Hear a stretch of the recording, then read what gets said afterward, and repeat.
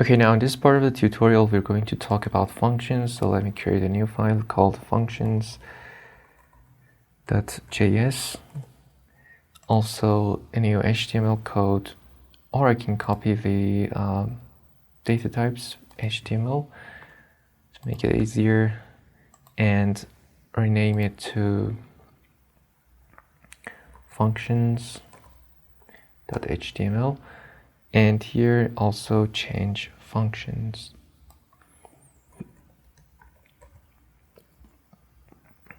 Functions.js. Okay, let's start with the functions.js.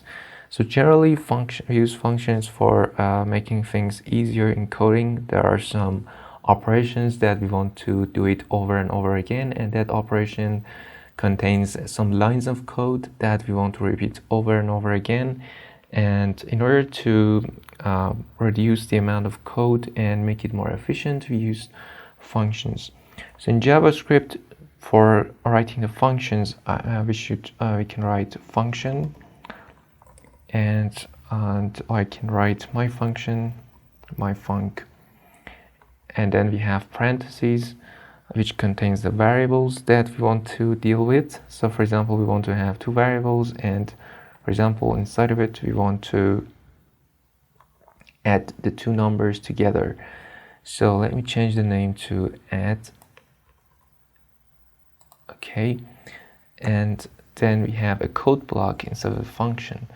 And notice that if you define a new variable inside a function, it is going to be considered inside of the local scope, and then you cannot use it outside of a function. And this is true for lets and constant, not for var variables. Okay, so here I'm going to return, and for outputting the result, you can use return. So here, return a plus b, and that will be the output of the function. So this function will not do anything for us until we use it.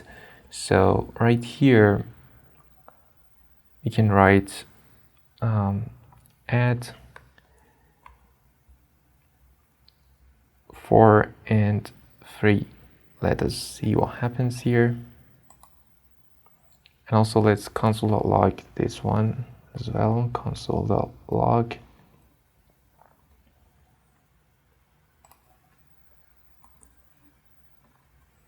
Okay, there we go. So if I save this and open up the code related to that, the HTML code. So, okay, there are a lot of HTML codes here. Let us find functions. Okay, where is it? Oh, there it is. Okay, and inspect the elements. Inside of the console, it shows 7. So it's the result of adding 3 and 4. Okay, perfect. So it works. The function works, and it's all right. So let's try printing out the function before the function being defined. So let's see this one works. We want to add 4 and 3, and we've written the use of the function before even writing a function. Let's see, JavaScript will make it work for us. So I'm going to refresh the page. As you can see, it is working. So to make sure, let me change it to 5, and let's see, 4 and 5 will become 9. And so refresh Google Chrome, as you can see, it's 9. So no problem, you can use the function before even writing the function, and there's going to be no problem for that. No problem with that.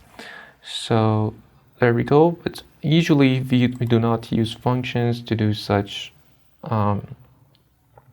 easy tasks. We use functions for example, converting temperatures, for doing a lot of stuff, some heavy calculations, or for doing any kind of task that you can imagine.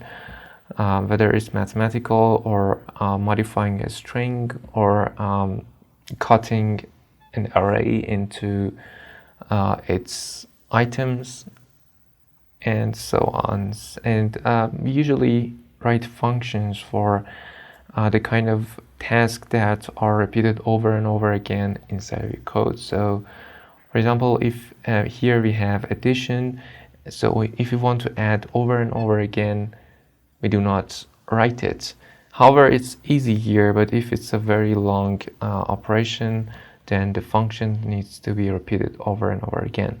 So now imagine that you want to convert dollar to pound, and you have a kind of a web application, and you have an HTML code, HTML template where you want to convert any number that is entered inside a box, and then convert it into actually pound to dollar and dollar to pound. So let us create that kind of function, and imagine that we have the HTML code ready, and here we want to only write the JavaScript code. So here let's create a function. So I can call this conversion or currency conversion. And then I can write amount in pound, and we want to see how much dollar it is. So amount in pound, and then we have the code block, and inside of it I can write return amount in pound multiplied by, and this is 1.125 or 125, which is the current conversion rate of dollar to pound, or sorry, pound to dollar. And so the result of this will be the amount of the dollar, and so the input is the amount in pound and the output is the amount in dollar. So if I can change the name of function. It's better to name the functions according to the kind of operation they have. So it's better to name it pound to dollar. So let me save this, and here I can use the function, or let me do this after functions better. So console.log pound to dollar, and notice that if you write the function itself without the inputs, it's going to only print out the function itself.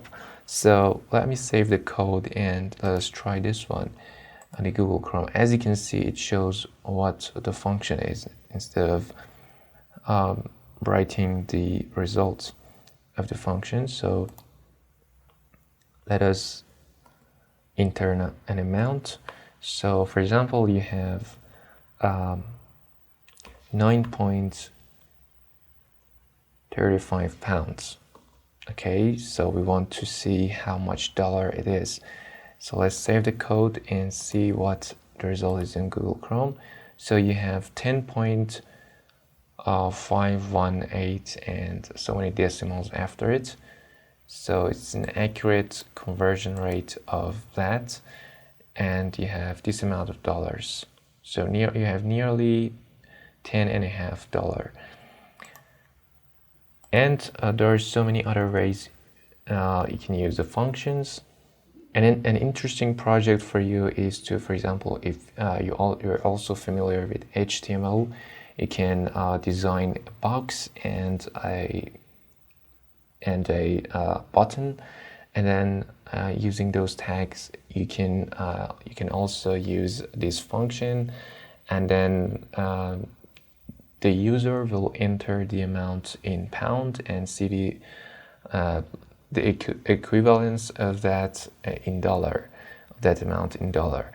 And this is pretty much interesting. There are already some of the websites that have these conversions in their own sites, and this is a very good practice for your JavaScript skills. Okay, that's it for the functions. Also, as I've said earlier in this tutorial, notice that if you define a kind of variable inside of your function, for example, here if I say let c equals 10, you cannot access c outside of the function. So if I console.log c, it will face an error. Console.log c. Let us save this and see the Google Chrome. As you can see, we have an error. C is not defined, and the reason is using let, we do not have we cannot access the variable c outside of the function because it's inside of the block. Also, if I use const, the same error keeps happening. As you can see, we have the error. But what if I use var here? Var c. Let us try this one. So let us refresh the page. Still we have an error. And the reason is we have defined the variable inside of the function. So no matter it's var, let, const, still we cannot access the defined variable, declared variable from inside of the function. But if we have defined variable c equals 9, let's see what happens. Let's see what result console.log shows us. So by saving the code here, you can see no problem happened. So you can still see 9, and here we have 9, and there's probably another console.log. Let me comment this one out. But here, as you can see, we can only see the global scope, not the local scope inside the function, even though we've used var. And as you remember, in our previous tutorials, we talked about the scopes and the variables, and we had variable inside of the code blocks, but here function is different, and here we can only access the global scope, not the local one. So this is also true about let and const. And that's it for the scope of the variables inside the function and outside of them. So keep that in mind. This is an important tip. And I guess this is it for the functions, and we're finished with the functions. But that doesn't mean that we're not going to use functions in our next tutorials. We're going to have a lot of more examples in the different sections of the tutorials when we want to focus on other concepts, and we're still gonna work a lot with the functions, so don't worry about that.